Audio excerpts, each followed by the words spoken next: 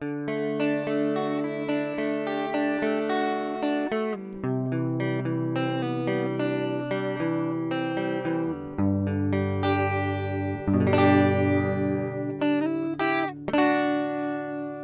1, Evening Tales. Bert Lumpet took the flannel from his daughter's fevered brow. He dipped it in a bowl of cold water, wrung it out, and smoothed it back onto her forehead. "Can't sleep, love." Annie shook her head, wincing a little at the sudden headache that the movement triggered. "Nor, Dar. Everything aches. Tell me a story, one I'll fall asleep to." Bert looked at the wooden beams of the ceiling and thought a while. "Did you ever hear about the elves and the shoemaker?" "Real elves, or fairy tale elves?" "Just fairy tale ones. They don't really exist. That's just stories old folk tell. Folk who lost their marbles in the long war." "All right then, so they're not scary." "They're not, are they, Daddy?" He laughed. "No, they're not, you'll see." "So are we having the story, or not?" Annie nodded, and Bert started telling the tale. A long time ago, a shoemaker lived with his wife in a village just like this one. They were very poor, and one evening he found that he had only enough leather to make one pair of shoes. "Why were they poor, Dar? Was he not a very good shoemaker?" "Well, I don't know. The people who wrote down this story said that it was through no fault of his own." She gave him a thoughtful stare. "He was probably a lush, like old Alistair. Probably went down the pub every time he sold a pair of shoes, and glug glug glug." "Oh, I don't think so." "Let's just say his wife had been ill or something, and he spent all his savings getting her medicine." Annie looked alarmed. "Are we going to be poor, Dar?" "You don't have to buy me medicine. It tastes foul anyway." He made a calming gesture. "We're not poor, not even close. Don't you worry. Shall we get back to the story?" She nodded, and he continued. "As I was saying, he had enough leather for one pair of shoes. He cut out all the pieces for one last beautiful pair of shoes, and laid them out on his workbench. It was late. The sun had set, and he was too tired to stitch the shoes by the light of his lamp. He said, 'I shall sleep, and sew them in the morning.' Makes sense. He doesn't want to bodge them up." "That's right, Annie. He doesn't have any spare leather." "Well, next morning he got up, and had his breakfast, then went into his workshop to sew the shoes. And what do you think he found? It was the elves, wasn't it? Little bastards had stolen his leather." "No, that's not what he found. And what have I said about minding your language?" "Sorry, Dar." "Little baskets had stolen his leather." "No. He found the most beautiful shoes, not one stitch out of place. I should have mentioned. There were no sewing machines back then. Every stitch had to be made by hand, and that isn't easy when you're stitching leather. Ain't no sewing machines these days either. Granny Wessex had one, but it broke and no one can fix it. Trader Josh was going to sell her one, but it had a screen on it for fancy stitches, so the verger took it and broke it apart with a hammer in the market square." Bert sighed. This was going to be a long tale unless he could move it along a bit faster. "Aye, well, that's the lore. I'm sure the verger knows best. So do you want to hear this story?"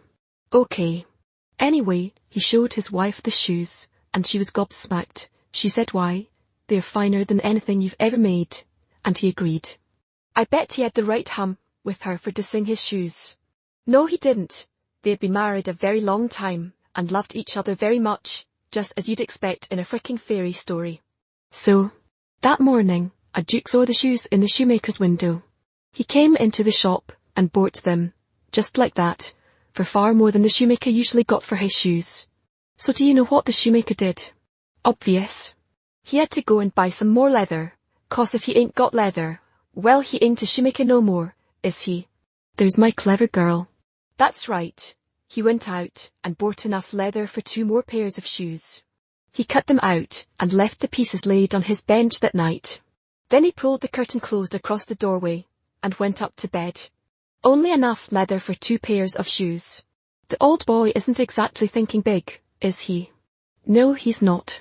He should be able to get enough leather for 6, maybe 8 pairs of shoes for the price he sold that last pair. Let's just say he had to buy some other stuff too, Sounds like money has been tight for a while. Annie nodded solemnly.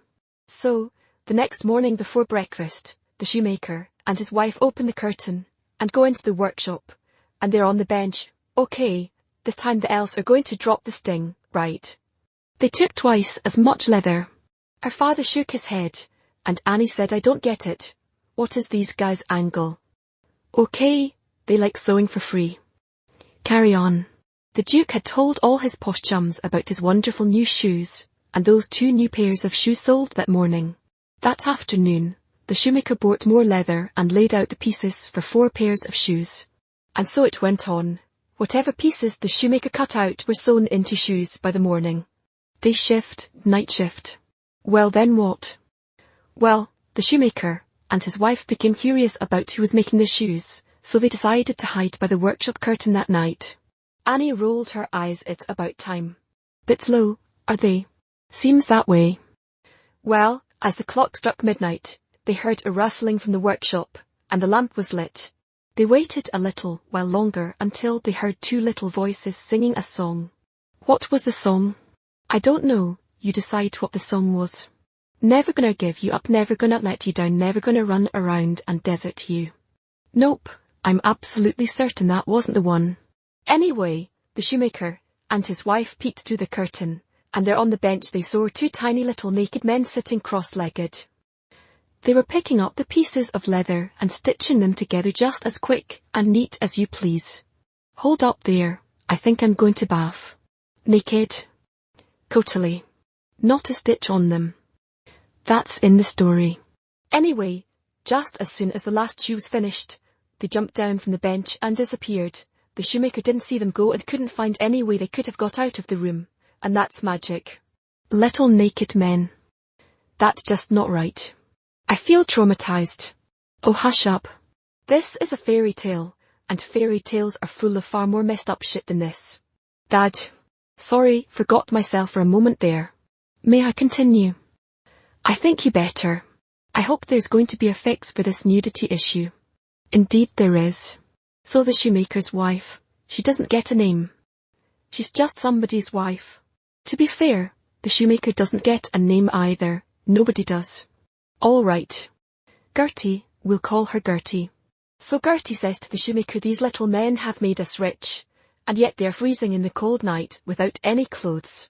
We should make some fine clothes for them, and give them some food and wine to enjoy.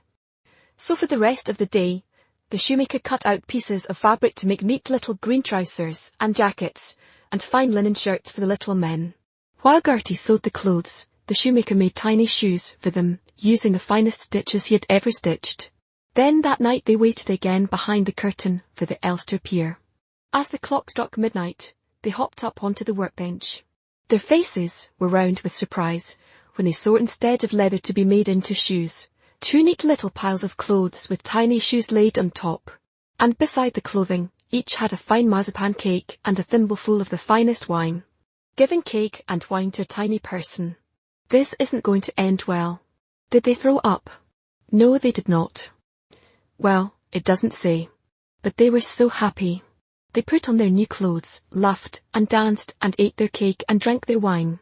Then they danced away and were never seen again. But the shoemaker and his wife Gertie were successful in everything they did from then on. They never came back. Dad, that's really messed up. First they work for nothing, then they get paid and quit the job. What's the moral I'm supposed to be taking away from this? Don't pay your workers, keep them cold and hungry. I dunno, Annie, I don't write this stuff. I just tell it like I heard it. Go to sleep now. I'm plumkin exhausted. Night, Dad. Love you. Love you too, Pudding.